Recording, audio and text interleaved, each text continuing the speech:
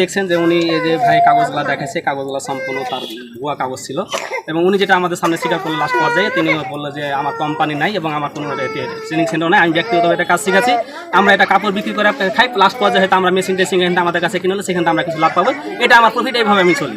আসসালামু আলাইকুম ভিউয়ার্স, আজকে আপনাদের সামনে আমি এমন একটি ভিডিও তুলে ধরেছি যেটা দেখলে আপনারা বুঝতে পারবেন গ্রামের সহজ সরল হতদরিদ্র মানুষরা কিভাবে প্রতারিত হয়। আপনি আসছেন কোন সংস্থা থেকে বলেন? এসবিটিটিসি। হ্যাঁ, এসবিটিটিসি। এসবিটিটিসি।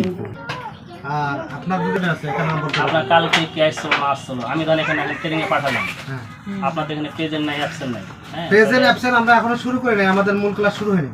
কখন মূল ক্লাস? মূল ক্লাস যখন তারা কাপড় নিয়ে আসবে তখন থেকে মূল ক্লাস। আপনার এখানে গিয়েটা করি কোনটা? আপনাকে আমি যেটা চাচ্ছি দেখতে, যে কোম্পানি থেকে কিন্তু সময় দেওয়া থাকবে যে এতদিন থেকে এতদিনের ট্রেনিং। হ্যাঁ, হ্যাঁ, এত তারিখ থেকে এত ট্রেনিং। আপনি যেটা নির্দেশনা বলতেছেন আমাদের ওরকম কোনো নির্দেশনা নাই আমাদের এখানে। না, নির্দেশনা থাকতে হবে। আমি বলি শুনে, ভাইয়ের বক্তব্য অনুসারে তার নাম মোহাম্মদ মোস্তাফিজুর রহমান, বাড়ি রংপুর, বর্তমানে তিনি গোদাগাড়িতে থাকেন। তিনি যখন গত 10/8/2026 রোজ সোমবার আমাদের গ্রামে আসে, তখন তাকে আমি জিজ্ঞাসা করেছিলাম, ভাই আপনি কোথা থেকে এসেছেন? তিনি আমাকে বলেছিলেন আমি টিটিসি থেকে এসেছি। আপনার কোম্পানি থেকে রীতিমতো লেখা থাকবে যেখানে 1200 টাকা বাবদ কাপড় আমাদের কাছে ক্রয় করতে হবে, আপনাকে রসিদ দিতে হবে। আমি বলি শুনেন, আগে আমার কথা শুনে না, রসিদ থাকা লাগবে আপনার কাছে। আপনার কাছে আমি কাপড় ক্রয় করবো, রসিদ দিতে হবে। রসিদটা আমাদের দেখেন যে আপনি কেমন রসিদ দিবেন। আমাদের কোনো রসিদ নাই ভাই। আমি বলছি যে আপনারা যদি আপনার যদি সরকারি সরকারি সংস্থা কোনো সিল সংস্থা করে আমি কি বলছি সরকারি সংস্থা কাউকে বলছি এটা আমাদের সরকারি সংস্থা? কি বলছেন? বলছি আপনি আমাকে প্রথম দিন বলেছিলেন টিটিসি। আচ্ছা, বেসরকারি প্রতিষ্ঠান হয়, তাহলে বেসরকারি প্রতিষ্ঠান আপনি আমাকে নিয়ম কানুন কম দেখান। উনি এখন বলছেন সে নাকি এসবিটিটিসি থেকে এসেছেন। এটি হচ্ছে তার আইডি কার্ড। তার আইডি কার্ডে লেখাগুলো অস্পষ্ট, ঝাপসা, ক্লিয়ার বোঝা যাচ্ছে না। উনি এখন বলছেন সে নাকি এসবিটিটিসি থেকে এসেছেন। এটি হচ্ছে পুকুরিয়াপাড়া, আওয়ালপাড়া গ্রাম, 3 নং ওয়ার্ড, 4 নং নিজামপুর ইউনিয়ন পরিষদ, নাচল থানা, চাঁপাইনবাবগঞ্জ জেলা। উনি যখন গ্রামে প্রথম এসেছিলেন তখন গ্রামের হতদরিদ্র মহিলাদেরকে বলেছিলেন সে কোনো প্রকারের কোনো টাকা পয়সা নেবে না, সম্পূর্ণ ফ্রি প্রশিক্ষণ দেওয়া হবে। কিন্তু এখন তার ভিন্ন চিত্র।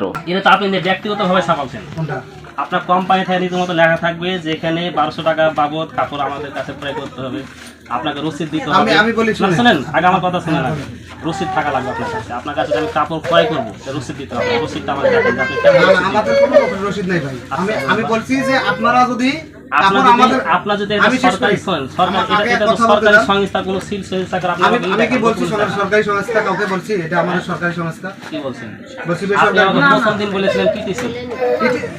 আচ্ছা, বেসরকারি প্রতিষ্ঠান হয়, তাহলে বেসরকারি প্রতিষ্ঠান আপনি আমাকে নিয়ম কানুন কম দেখান। তার কাছে গ্রামের হতদরিদ্র মহিলারা প্রায় 20 জন প্রশিক্ষণের জন্য এসেছেন, কিন্তু তিনি দ্বিতীয় দিন সবাইকে কাপড় কাটার যে একটা কাঁচি থাকে সে কাঁচি নিতে বাধ্য করেছেন। তিনি সবাইকে একটি করে কাঁচি দিয়েছেন এবং 150 করে টাকা নিয়েছেন, যে কাঁচির দাম বর্তমান বাজার মূল্য সর্বোচ্চ 50 থেকে 60 টাকা। SBTTC technical training centre, SBTTC technical training ID card এরকম হয় না? আমরা ভাই এটা দিয়ে না, আপনার আইডি কার্ড এরকম হয় না ভাই, সমস্যা নাই। আমি হয় না এরকম। আপনাদের কোম্পানির রুলস আছে যে আমাকে এতদিন লাইসেন্স করেন একটা, আমাকে এতদিন হচ্ছে যে কাজ শিখাবে, কাজ ক্রয় করতে হবে, নতুন পোশাক ক্রয় করতে হবে, আপনার কাছ থেকে কিনতে হবে এবং কিনা পাবো। যদি আপনার কাছে আমি ক্রয় করি, আপনি কিনা পাবো, আমাকে বসে দিতে বাধ্য। আপনি যে কাঁচি দিয়েছেন, আপনি যে কাঁচি দিয়েছেন, কাঁচি রসিদ দিয়েছেন, আপনি এদেরকে বলেছেন কেন যে যার ভালো লাগবে সে কাজ শিখবে, যার ভালো লাগবে না সে কাজ শিখবে, নতুন পোশাক ছাড়া কাজ শিখবো না। আপনার আপনি আমাকে ডকুমেন্টস দেখান, আপনার কোম্পানি শুনেন, আপনি আমাকে কোম্পানি ডকুমেন্টস দেখান যে নতুন পোশাক ছাড়া কাজ শেখা যাবে না। আপনার এই কথার জন্য অলরেডি 5-6 জন মেয়ে কিন্তু কাজ ছেড়ে দিয়েছে, আপনি কি জানেন? ট্রেনিংয়ে তৃতীয় দিন তিনি সবাইকেই বলে দেন স্পষ্টভাবে যে নতুন কাপড় কিনে কাজ শিখতে হবে এবং সে কাপড়গুলো তার কাছেই ক্রয় করতে হবে। কাপড় ক্রয় করা বাবদ তিনি 1200 টাকা জমা নেবে এবং আমাদের গ্রামের হতদরিদ্র মহিলারা যখন আমাকে গিয়ে বলে যে তিনি এখন 1200 টাকা করে কাপড় কিনা বাবদ চাচ্ছেন, আমরা তো এই টাকা দিয়ে কাজ শিখতে পারবো না, তিনি প্রথমে বলেছিল সম্পূর্ণ ফ্রি প্রশিক্ষণ। আমি এসেই প্রথমে ভাইকে বললাম, ভাই আপনি যদি ব্যক্তিগতভাবে কাজ শেখান ভালো, আমরা আপনাকে আরও বেতন দিব, কিন্তু আপনি যদি কোম্পানি থেকে এসে থাকেন বা কোনো সরকারি সংস্থা থেকে এসে থাকেন তাহলে আপনি নিয়মকানুন আমাকে দেখান। তিনি আমাকে কোনো প্রকারের নিয়মকানুন কোম্পানি রুলস দেখাতে পারেনি এবং তাকে আমি বললাম ভাই যদি আপনার কাছ থেকে কাপড় কাঁচি বা প্রত্যেকটা জিনিস কিনা লাগে তাহলে আপনি আমাদেরকে রসিদ দিবেন। তিনি স্পষ্ট বলে দেন আমার কাছে কোনো প্রকারের রসিদ পাবেন না, আমি কোনো প্রকারের রসিদ দিতে পারবো না। আপনি কোম্পানি ছিলেন, আপনি কোম্পানি থেকে লেখা থাকতে হবে যে আমাদের এখানে নতুন পোশাক কাপড় ছাড়া কাজ শিখতে পারবেন না। আমি যে প্রথম দিন থেকে আমাদের কাপড় এখানে- কাটতেছি শেষ এক মিনিট শেষ করি। আপনি যদি ব্যক্তিগতভাবে আসতেন আপনাকে আমরা বেতন দিতাম, না, না, আপনার কাছে আমরা আমি কাজ শিখতে আমরা আমি বেতন বেতন দিতাম। দেব না। আপনি এখন যদি শুনুন। আপনি যদি পার্সোনাল ভাবে আসেন, আপনি কোম্পানির মাধ্যমে আসেন, তাহলে কোম্পানির পুরো ডিটেইলস আমরা বেতন নেই না, এখন আমরা আমার কথা documents বলছেন থাকতে হবে। আমরা বেতন নেই না, আমাদের কাছে কাপড় কিনে অনেকে কাপড় কিনলে ওখান থেকে আপনি এদেরকে কেন বলেছেন যে নতুন কাপড় ছাড়া কাজ শেখানো যাবে? খারাপ কি করছি ভাই? না, আমি না। তো এখানে প্রতিদিন আসবো, আমার তেল খরচ আপনি দেবেন।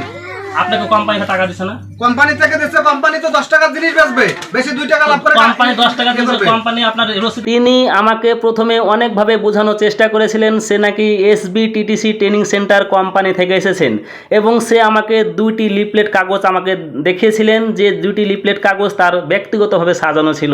এখানে যে তিনি ব্যক্তিগতভাবে প্রশিক্ষণ দিতে এসেছেন এটি যখন তিনি ধরা খেয়ে যান তখন তিনি বলেন যে কোম্পানির কাপড় কাঁচি সেলাই মেশিন বিক্রি করে আমরা যে টাকা পাই সে টাকা লাভ থেকে আমাদের বেতন দেয়। তো কোম্পানি রসিদ দিবে তো, তাহলে রসিদটা আমাকে এক্সাম্পল দেন। ভাই আমার রসিদ নাই, যেটা মনে করো অনেক জিনিস বিক্রি হয় রসিদ হয় না, কোম্পানি রসিদ দিবে না? বাজারে অনেক জিনিস বিক্রি হয় রসিদ হয় না। কোম্পানি যদি আচ্ছা আপনি মাছ কিনেন, মাছের রসিদ পান? হ্যাঁ অবশ্যই পাই। কে বলছে মাছের রসিদ? তো রসিদ পাই না। আমি যখন আড়ত থেকে আমি মাছের বলি রসিদ পাই না? শুনেন, আমরা এটা কি মাছের বাজার কি একটা হলো? ভাই বিক্রি করে বিক্রয়টা এরকমই। না না, করা বিক্রয় ক্রয় বিক্রয় এখানে টাকা ভাই নিয়ে আপনি হয়। একটা প্রশিক্ষণ দিতে আসছেন, আপনি স্টেপ বাই স্টেপ একটা করে একটা ফর্মুলা দিচ্ছেন না। আপনার যে 1200 টাকার কথা বলছি প্রথমে কয় টাকা দিদি? আপনি যদি এমনি যদি আসেন না এমনি প্রশিক্ষণ করান দু মাস আপনি ধরে প্রশিক্ষণ এসে করান, আমার টাকা বেতন দেওয়া যাবে ভাই, আপনার। আপনি যদি 500 টাকা প্রশিক্ষণ করেন আপনাকে আমার টাকা বেতন দিবেন। বলি আমি। হ্যাঁ, বলেন। আপনি হয়তো ভাবছেন যে এই ভাই টাকা দিলে নিয়ে চলে যাবে, এটা একটু ওটা ভাবছি না ভাই। না, না, না, আমি বলছি আপনি যদি 500 আমাদের টাকা কাপড় এই ব্যাগটা যেমন আছে, কাপড়টা এনে এখানে রাখি, এই কাপড় এখানেই জমা থাকবে ওই দিদির কাছে।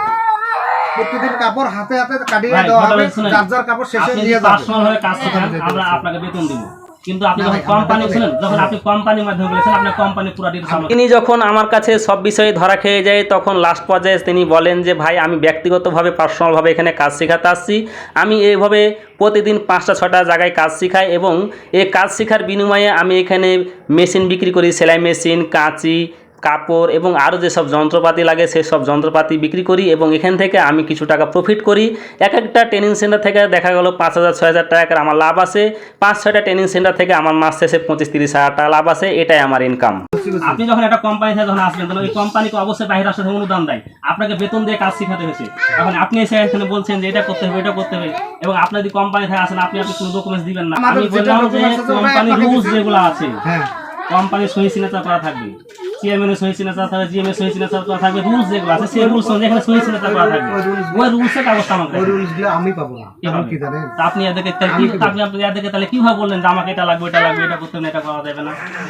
কোন রুলস অনুযায়ী আমি দেখবো এখন যে নতুন কাপড় ছাড়া কাজ শেখা যাবে কিনা, আমাকে কাঁচি ক্রয় করতে হবে। এই মোস্তাফিজুর ভাই যখন আমার কাছে ধরা খেয়ে যায় তখন তিনি তার ভুল স্বীকার করেন এবং আমার কাছে বলেন যে ভাই এখানে আমি কোনো ট্রেনিং সেন্টার থেকে বা কোনো কোম্পানি থেকে বা আমি কোনো সরকার কর্তৃক ট্রেনিং সেন্টার থেকে আমি কোনো জায়গা থেকে আসিনি, আমি এখানে ব্যক্তিগতভাবে কাজে এসেছি এবং আমি এই জায়গাতে সেলাই মেশিন, কাপড়, কাঁচি এসব বিক্রি করে আমি এখানে ইনকাম করি, প্লাস আমি তাদেরকে প্রশিক্ষণ দেওয়াই। পরবর্তীতে মোহাম্মদ মোস্তাফিজুর রহমান আমার চেম্বারে আসেন এবং আমার চেম্বারে উপস্থিত ছিলেন আমাদের 4 নং নিজামপুর ইউনিয়ন পরিষদের 1-2-3 নং ওয়ার্ডের বিশিষ্ট সমাজসেবক মোহাম্মদ খুরশেদ মেম্বার আঙ্কেল। আমাদের খুরশেদ মেম্বার আঙ্কেল এবং আরও অনেকে এখানে উপস্থিত ছিলেন, সবার সামনে তিনি ভুল স্বীকার করেন যে ভাই আমার ভুল হয়েছে। তিনি বলেন যে আমি কোনো ট্রেনিং সেন্টার বা কোনো কোম্পানি থেকে আমি আসিনি, আমি এখানে ব্যক্তিগতভাবে কাজে এসেছি, আমি ব্যক্তিগতভাবে ভাই প্রশিক্ষণ দেওয়াছি, এখান থেকে আমি ইনকাম করে চলি।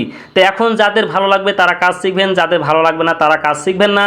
আমি সবাইকে একটা কথা বলবো, আপনারা যেটাই করেন না কেন, যেভাবে কাজ শেখান না কেন, সবাই সতর্কতার সাথে কাজ শিখবেন, কেউ প্রতারিত হবেন না বা কেউ প্রতারকের পাল্লায় পড়বেন না। আপনার কোম্পানি নাই এটা আপনি স্বীকার করেছেন, এজন্য আপনাকে ধন্যবাদ। এতক্ষণ আপনার সাথে তর্ক হলো অযথা। আপনি যদি প্রথমেই বলতেন না তাহলে এই তর্ক আপনার সাথে হতো না। এখন আপনি বলবেন সবারই বিবেক আছে, তারপর আপনি যে নিজের প্রকাশে পারেন কাজ দিলেন, হ্যাঁ।